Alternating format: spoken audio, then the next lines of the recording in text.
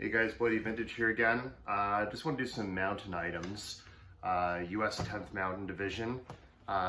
Pretty, I guess, specifically made and rarer items, I guess you could say. They were picked up by some regular army here and there, but this is really designed for the 10th Mountain. So I'm going to show you the first pattern glove system that came out. So each glove system was the same. Kind of similar in the way to the M1951 Korean War glove that you'll see a lot of in surplus. And this is kind of a good guide on how to differentiate them. So first you have your trigger finger mitten wool. I have two different styles. I'll show you them each. Now, interestingly enough, both have the trigger finger underneath this piece. Again, not that interesting until you sort of see the rest. So followed up by the main shell. Now the reason this makes it a first pattern is two things. Number one, it only has one cinch at the bottom.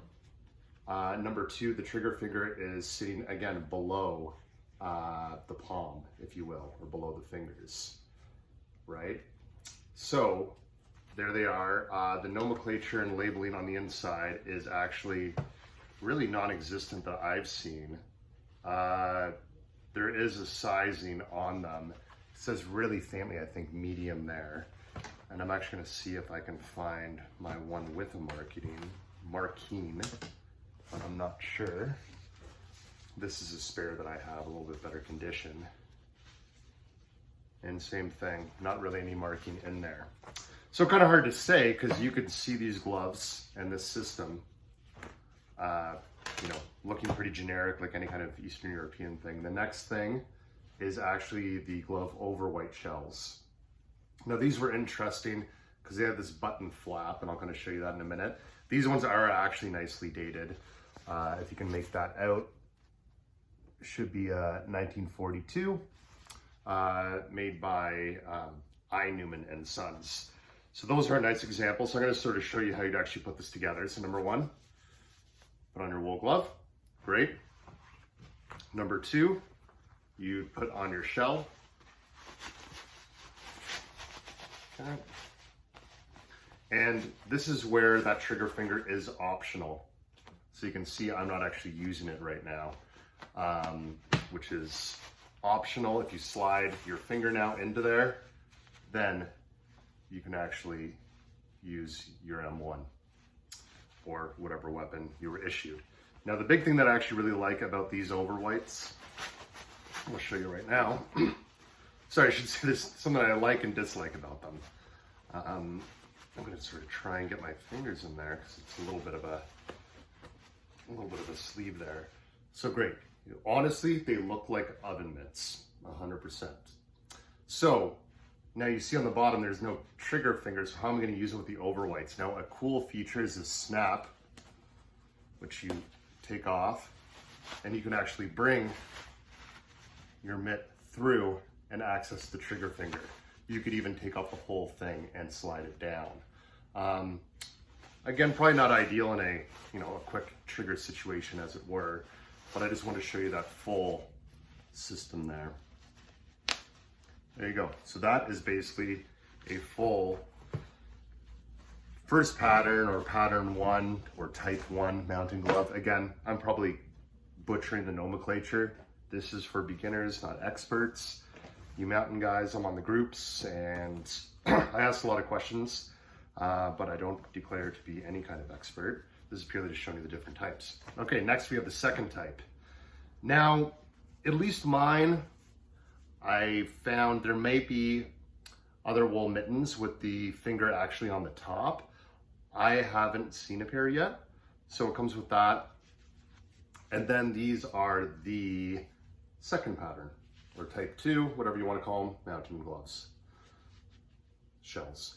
So again, the differentiator here is the 2 cinches.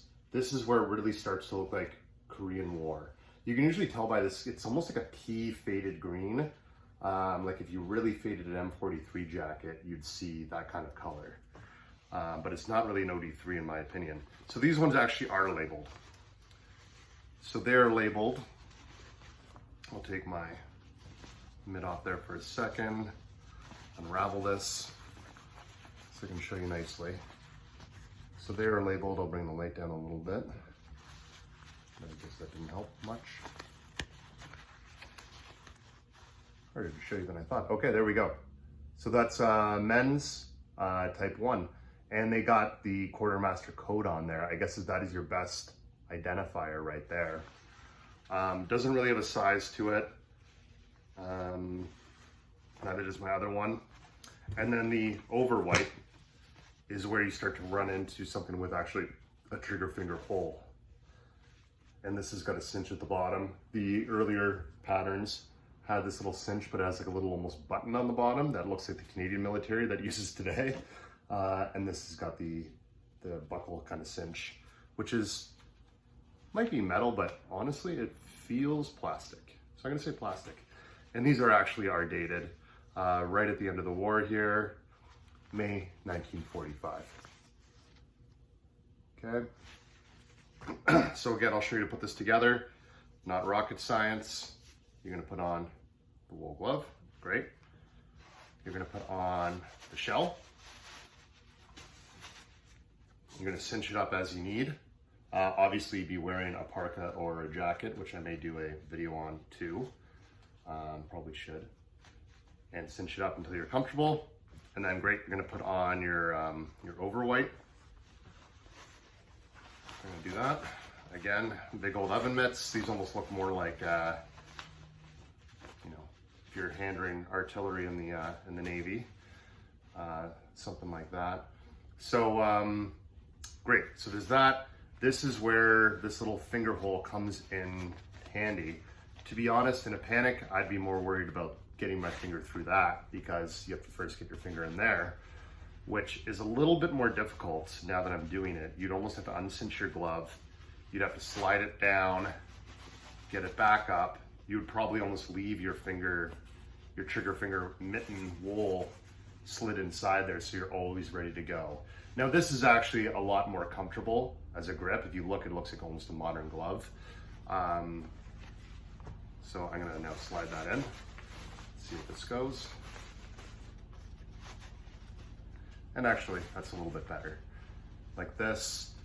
Now, to be honest, it kind of bunches up a lot there, limits your reach. I have long fingers and even I would be, you know, reaching for that trigger a little bit. So yeah, that basically shows you the two types, which from the outside look very similar. Type 1, Type 2. Type 1, Type 2. Very similar. The main differences are the Type 1 has this little buckle as well as the trigger finger on the bottom below the palm, whereas, you know, the second type has got this tiny little trigger finger hole, a plastic buckle, and 2 cinches and trigger finger on the outside. Okay, well, I hope to come to you with more videos. I got a few other mountain items, lots of other things I could be showing you, but I'll make videos when I can. All right, thanks guys.